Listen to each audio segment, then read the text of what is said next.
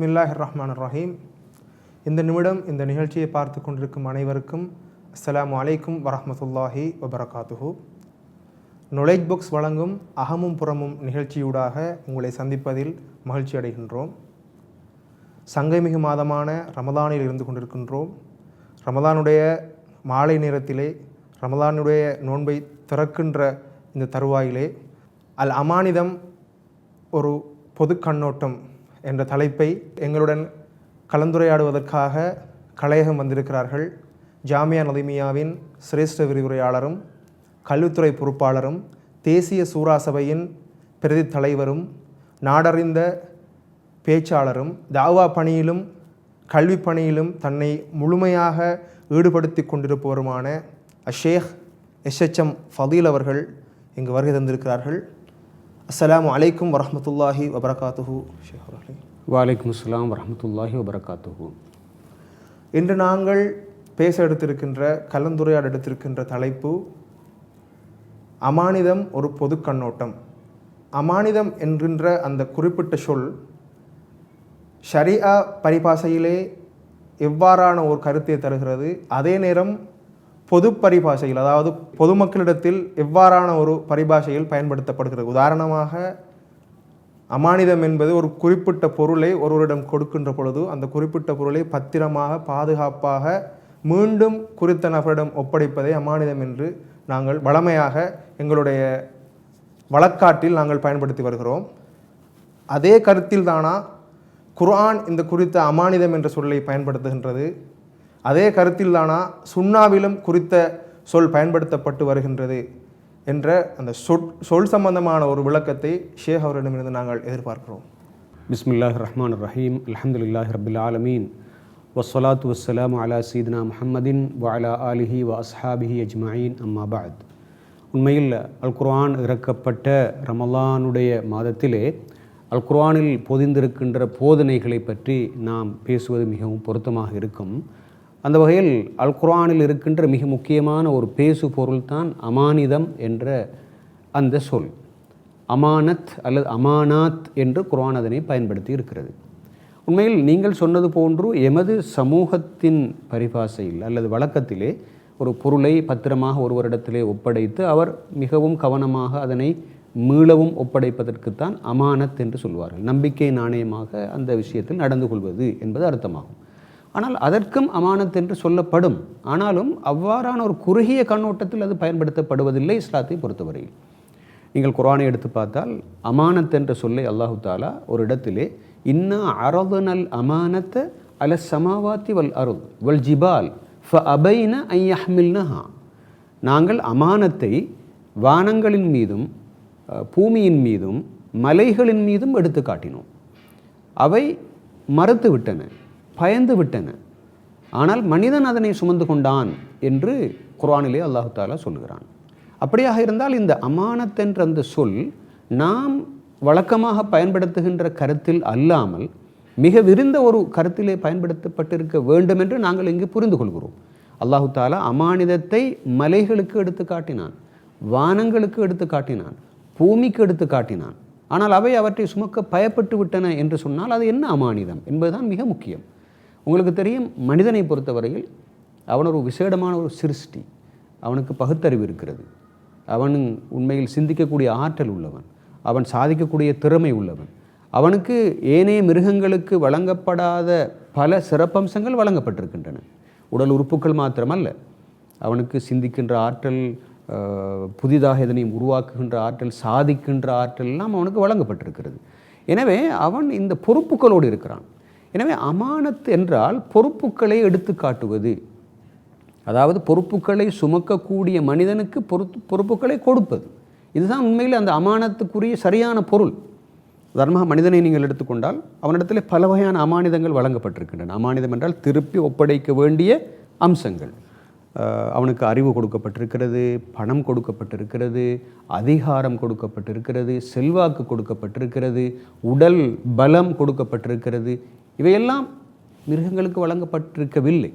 எனவே இவற்றையெல்லாம் வழங்கியவன் அல்லாஹு தாலா. அந்த வழங்கியவன் எதனை எதிர்பார்க்கிறான் என்றால், இவன் இவற்றை சீரும் சிறப்புமாக பயன்படுத்தி மனித சமுதாயத்தின் உயர்ச்சிக்காக வேண்டி அவற்றை பயன்படுத்த வேண்டும் என்று எதிர்பார்க்கிறான். நாளை மறுமையிலே அதனை பற்றி விசாரிப்பான். அதனால்தான் குர்ஆனில் இன்னும் ஒரு வசனம் வருகிறது, இன்னல்லாஹ யஅமுருக்கும் அன் துஅத்துல் அமானாத்தி இலா அஹ்லிஹா. அல்லாஹு தாலா உங்களுக்கு கட்டளையிடுவது நீங்கள் அமானிதங்களை அவற்றே உரியவர்களிடத்திலே ஒப்படைக்க வேண்டும் என்பதுதான். அன் துஅத்துல் அமானாத்தி இலா அஹ்லிஹா, அமானத்துக்கு உரியவர்களிடத்திலே ஒப்படைக்க வேண்டும். உதாரணமாக என்னை எடுத்துக்கொண்டால், நான் ஒரு ஆசிரியனாக இருந்தால் எனக்கு தரப்பட்டிருக்கின்ற அந்த ஆசிரியர் பட்டம் அல்லது பதவி என்பது அறிவோடு கூடியது என்றால் என்னை நம்பி வரக்கூடிய மாணவர்கள் அதன் மூலமாக பயனடைய வேண்டும். அவர்களை நான் உயர்ந்த ஒரு இடத்திற்கு கொண்டு போய் சேர்க்க வேண்டும். அது என்னுடைய பொறுப்பு. ஒரு தகப்பன் என்றால் அவரை பொறுத்தவரையில் அவர் ஒரு தன்னுடைய அந்த ஃபாதர்ஹூட் என்று நாங்கள் சொல்லுவோம். அவர் ஒரு தகப்பனாக இருந்து தான் வகிக்க வேண்டிய அந்த பாகத்தை சரியாக வகிக்க வேண்டும், தந்தை என்ற நிலையில் இருந்து கொண்டு. அதே நேரம் ஒரு கணவன், ஒரு மனைவி, ஒரு ஆசிரியன், ஒரு தொழில் அதிபர், ஒரு டாக்டர், ஒரு என்ஜினியர் என்று வைத்து, ஒரு ஆலிம், ஒரு பள்ளியினுடைய நிர்வாகி என்றெல்லாம் வருகின்ற பொழுது இவர்கள் பொறுப்பை சுமந்தவர்கள், இவர்கள் விசாரிக்கப்படுவார்கள். லதுஸ் அலுன்ன யௌம இதின் அனின் நயீம், நிச்சயமாக உங்கள் ஒவ்வொருவருக்கும் வழங்கப்பட்டிருக்கின்ற நியமத்துக்கள் சம்பந்தமாக கட்டாயம் விசாரிக்கப்படுவீர்கள் என்று குர்ஆன் சொல்லுகிறது. எனவே விசாரணை உண்டு. குல்லுக்கும் ராயின் வ குல்லுக்கும் மஸ்ஊலுன் அன் ரஅய்யத்திஹி, உங்களில் ஒவ்வொருவரும் பொறுப்புதாரிகள், உங்கள் ஒவ்வொருவருடைய பொறுப்புகள் சம்பந்தமாகவும் விசாரிக்கப்படும் என்று சொல்லப்பட்டிருக்கிறது. எனவே அந்த வகையில் இந்த அமானிதம் என்பது எம்மிடத்தில் நம்பி ஒப்படைக்கப்பட்ட, நாம் அழகாக பாதுகாப்போம், சிறப்பாக பாதுகாப்போம், சீரும் சிறப்புமாக அதனை மற்றவர்களுக்கு ஒப்படைப்போம் என்று நம்பி ஒப்படைக்கப்பட்ட அனைத்துக்கும் அமானிதம் என்றுதான் சொல்லப்படும்.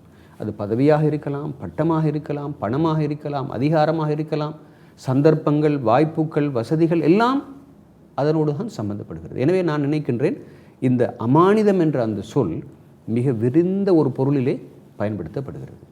உஸ்தாத் அவர்களே, சமூக பரப்பில் மிகவும் குறுகிய பரிபாஷையில் பயன்படுத்தப்படுகின்ற ஒரு விடயத்தை மிகவும் விரிவான பரிபாஷையோடு அதன் ஆழம் என்ன, அந்த சொல்லின் உள்ளடக்கம் என்ன என்பதை மிகவும் விரிவாக கூறினீர்கள். அதே நேரம் இந்த குறித்த அமானத் என்கின்ற இந்த விடயம், அமானிதம் என்கின்ற இந்த விடயம் தொடர்பாக அல் குர்ஆனிலே குறிப்பாக சொல்லப்பட்டிருக்கின்றதா, சுன்னாவிலே குறிப்பாக சொல்லப்பட்டிருக்கின்றதா, அது பற்றி சற்று விளக்க முடியுமா? உண்மையில் அமானிதம் என்ற அந்த சொல்லினுடைய எதிர்கருத்து ஹியானத் என்பதாகும். ஹியானா என்றால் துரோகம், அமானிதம் என்றால் நம்பிக்கை நாணயம். நம்பிக்கை நாணயம் என்றால் என்ன? நீங்கள் என்னோடு பேசி கொண்டிருக்கிறீர்கள், நான் உங்களோடு பேசி கொண்டிருக்கிறேன், நான் எந்த ஒரு தகவலையும் பிழையாக உங்களுக்கு சொல்லக்கூடாது, நீங்கள் என்னை நம்பித்தான் தகவல்களை பெற்றுக்கொண்டிருக்கிறீர்கள், இதனை நாங்கள் அமானிதம் என்று சொல்வோம். எனவே இந்த நம்பிக்கை நாணயத்துக்கு துரோகம் செய்வது, காலை வாரி விடுவது என்று சொல்லுவார்கள், ஏமாற்றுவது என்று சொல்லுவார்கள். எனவே இப்படிப்பட்ட அந்த சொல் தான் எதிர்கருத்து, அதாவது ஹியானா என்று அரபிலே சொல்லுவார்கள். ஆனால் ஒரு முஸ்லிமை பொறுத்தவரையில் அவன் இந்த ஹியானத்தோடு, நம்பிக்கை துரோகத்தோடு சம்பந்தப்பட மாட்டான். அது அவனுடைய பண்பல்ல. அவனுடைய அடிப்படையான பண்பு அவன் நம்பிக்கை நாணயமானவனாக இருப்பான். இதனை குர்ஆன் தெளிவாக சொல்லுகிறது. கத் அஃப்லஹல் முஃமினூன், நிச்சயமாக விசுவாசிகள் வெற்றி அடைந்து விட்டார்கள். அவர்கள் எப்படிப்பட்டவர்கள் என்றால் வல்லதீனஹும் லி அமானாத்திஹிம் வ அஹ்திஹிம் ராஉ, அவர்கள் தங்களிடத்திலே ஒப்படைக்கப்பட்டிருக்கின்ற இந்த அமானிதங்களையும் அவர்கள் மற்றவர்களோடு செய்திருக்கின்ற உடன்படிக்கைகளையும் கவனமாக பேணுவார்கள் என்று சொல்லப்பட்டிருக்கிறது. எனவே அந்த உடன்படிக்கைகளை பேணுவது, நம்பிக்கை நாணயமாக நடப்பது என்பது ஈமானோடு மிகவும் நெருக்கமான தொடர்பு கொண்டுள்ள ஒரு அம்சம் என்பதை அங்கு நாங்கள் பார்க்கிறோம்.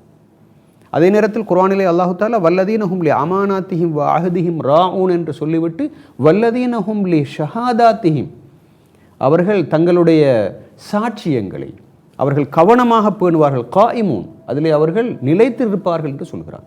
எனவே ஒரு முஸ்லிமுடைய பிரிக்க முடியாத பண்பு அது. ரசூல் ஸல்லல்லாஹு அலைஹி வஸல்லம் அவர்கள் சொன்னார்கள், லா ஈமான லிமன் லா அமானத லஹு, யாரிடத்திலே அமானிதம் என்ற பண்பு இல்லையோ அவனை பொறுத்தவரையில் அவனுக்கு ஈமானே கிடையாது என்று சொன்னார்கள். இது ஆக முக்கியமான பண்பு. எனவே தான் ரசூல் ஸல்லல்லாஹு அலைஹி வஸல்லம் அவர்களுடைய தஅவா பணியின் ஆரம்ப கட்டத்தை நாங்கள் எடுத்து பார்க்கின்ற பொழுது அவர்களுக்கு அஸ்ஸாதிக் அல் அமீன், நம்பிக்கை நாணயமானவர் என்ற பெயர் வைக்கப்பட்டிருந்தது.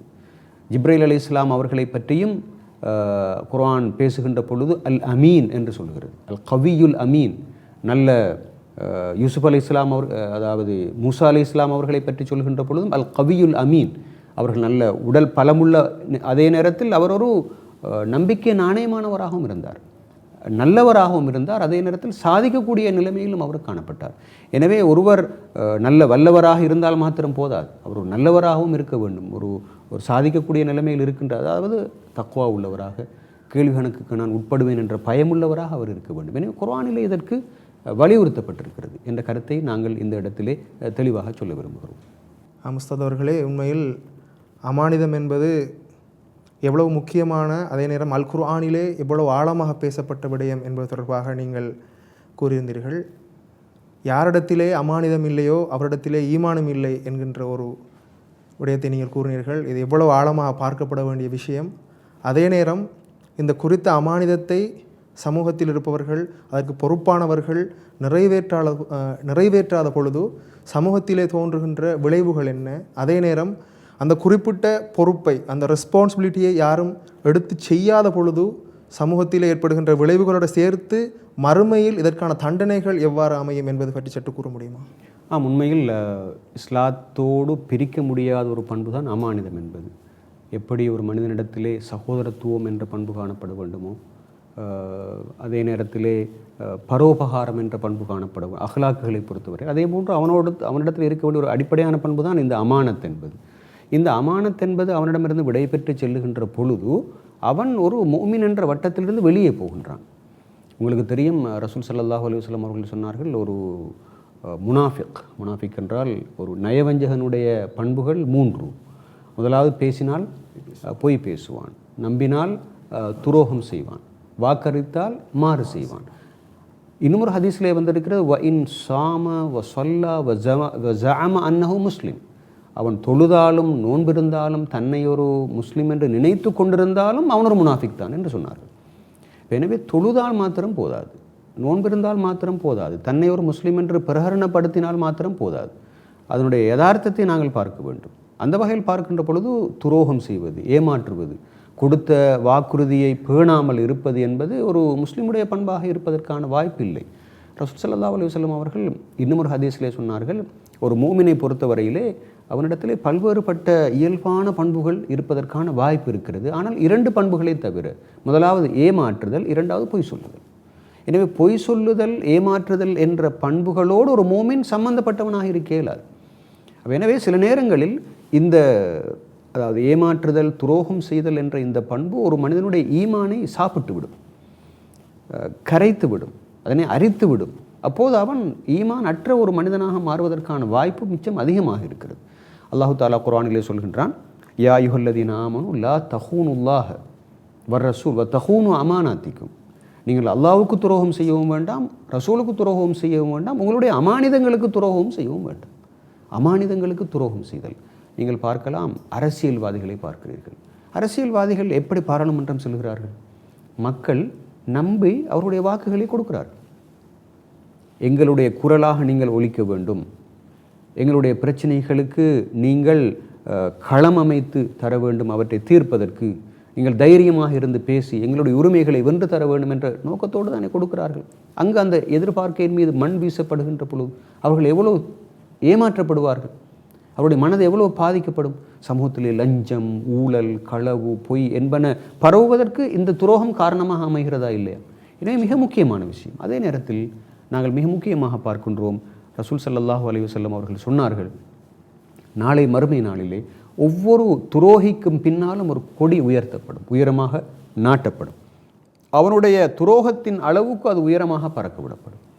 ஒரு அரசியல்வாதி, ஒரு முஸ்லிம் அரசியல்வாதி அவருடைய பணியை சீரும் சிறப்புமாக செய்யாத போது அவர் எவ்வளவு தூரம் சமூகத்தை ஏமாற்றினாரோ அந்த அளவு தூரத்திற்கு அவர் மறுமை நாளிலே அவருடைய கொடி உயரமாக பறக்கும். மக்கள் எல்லோரும் பார்த்து கொள்வார்கள்.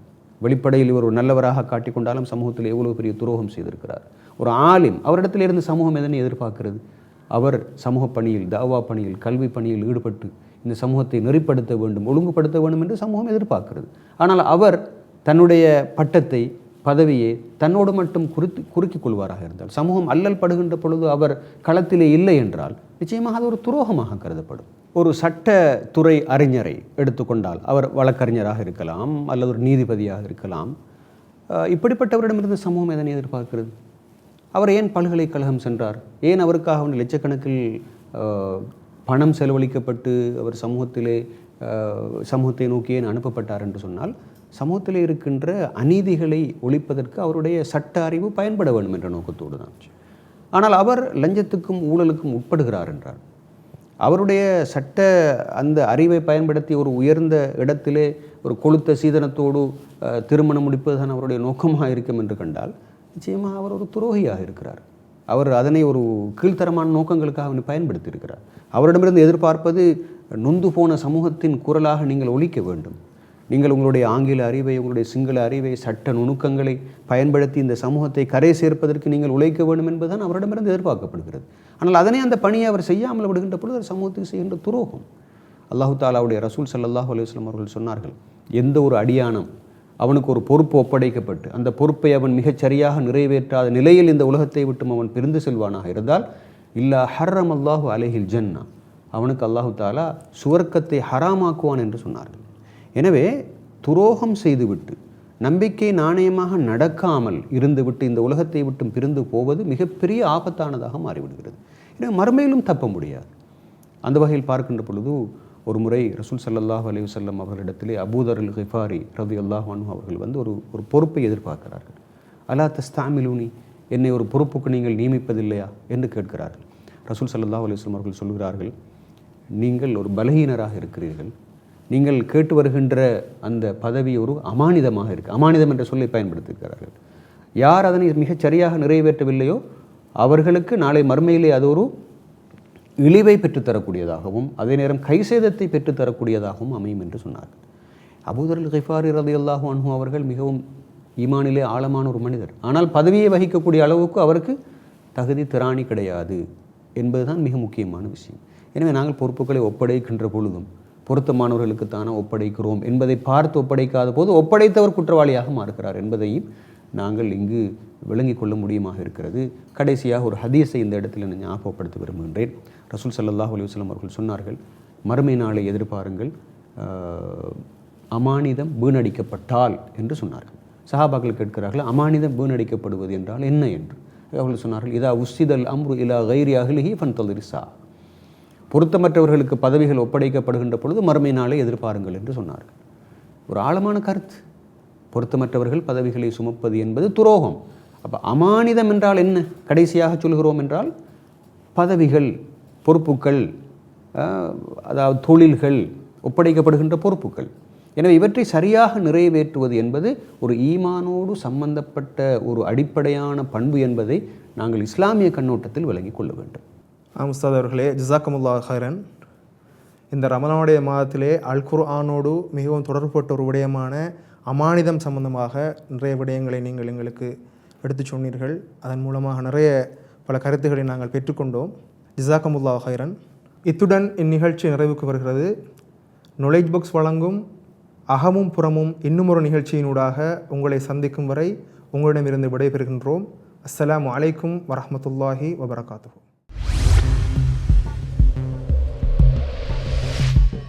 Knowledge Box, the value-based media network.